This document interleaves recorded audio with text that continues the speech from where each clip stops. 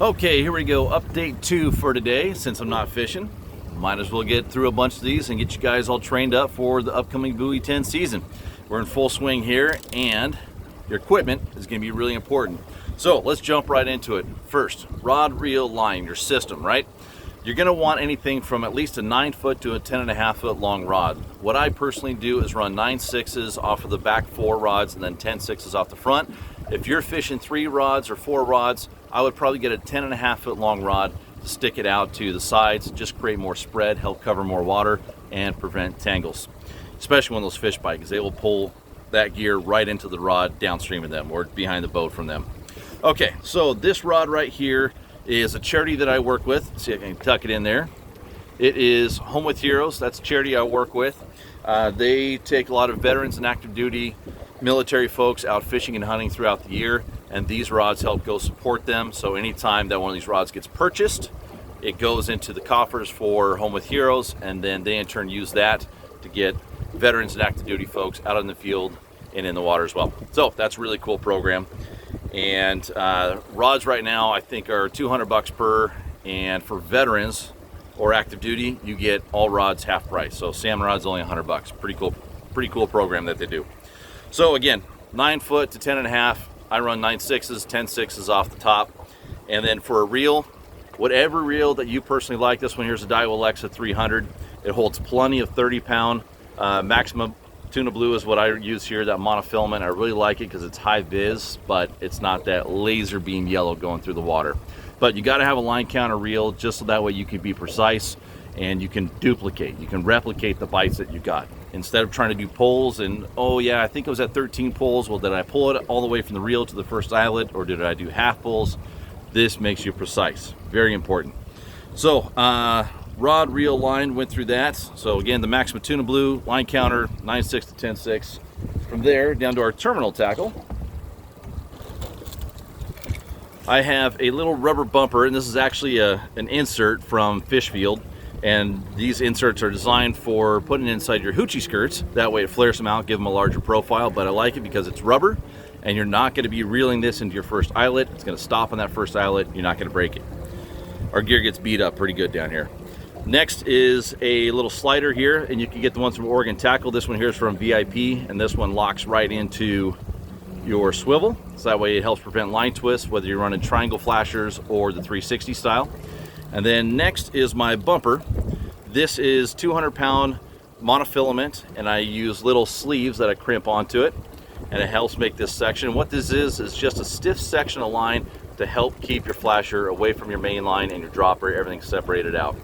And this flasher here has actually been one of my best ones, especially on days like today with this type of cloud cover, this marine layer.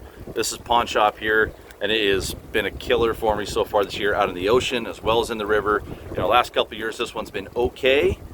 Green Machine last year did really well. Red October's always done well, but this one this year has been great, even when it's sunny out, not just this marine layer. So Fish Flash, Red October, Green Machine, Pawn Shop. Again, those are the 3 flashers I will use 100% of the time down here. Okay, on my Fish Flash flasher, just a couple of snaps on the front and the back. And then I put a snap here on the back as well, and this is really important. When I get a fish into the net, I immediately have the customer point the rod off to the side, let out 6 feet of line, keep that pound of lead away from everyone and everything. And then while the fish is in the net, before we even look and see if it's a keeper or not, I unclip my swivel off the back of the flasher, and the customer or your buddy can take the rod, reel, line, gear away from the fish, and all that's left in the net is fish and your tackle. So my leader length is about 3-4 feet. I actually run shorter leader lengths here behind my flashers than I do, say, for spring chinook. And it's because these fish are more aggressive, and I hate having long leaders when you're trying to net fish, especially when they're getting close to the net and you just need that extra 6 inches a foot to get that fish in the net. I like running shorter leaders. This is 40-pound Maxima fluorocarbon. This stuff is absolutely bulletproof. I like it because I can actually use my hand and wrap it around it on smaller fish, and I know it's not going to break on me. Great stuff. Again, bulletproof. Pretty cool.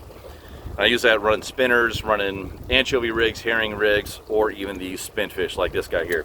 So this is new on the market from Yakima Bait Company. It is called a spin fish, and it is designed to open up and then just place your bait inside close it back up, and you're good to go. And I really like these because there's no hinges to break, there's no rubber bands that you have to be searching around your boat trying to find, and so they're a little bit more durable and honestly simpler to use because it's just a quick open, fill, click it back in, good to go, ready to fish.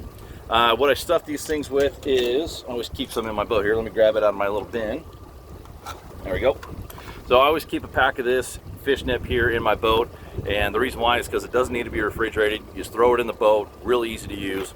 Open it up, throw it into a container. You can add some scents, oils. At 66 to 68 degree water temperature, I like to add some garlic. When it's warmer, I'll use some tuna balm or some sardine scent.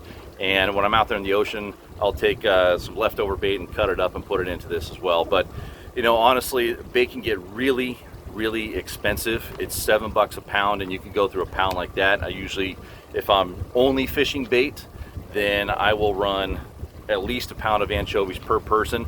You're talking $50 in bait right away. So this is a great alternative. A lot of folks down here, not just guides, but a lot of anglers are switching up away from bait, especially with almost 1 million coho coming back, and running lures you can stuff bait inside with just some fish nip. Super simple. $10 and this will last you a week, or $50 a day. Pretty easy. Use your lures that you like to use to stuff, like this new Spinfish or your Brad Super Baits or whatever else. Throw some fish nip in it. You're gonna save some money, and guess what? It works pretty darn good. There's a lot of guides down here who so far this season haven't bought a single bag of bait.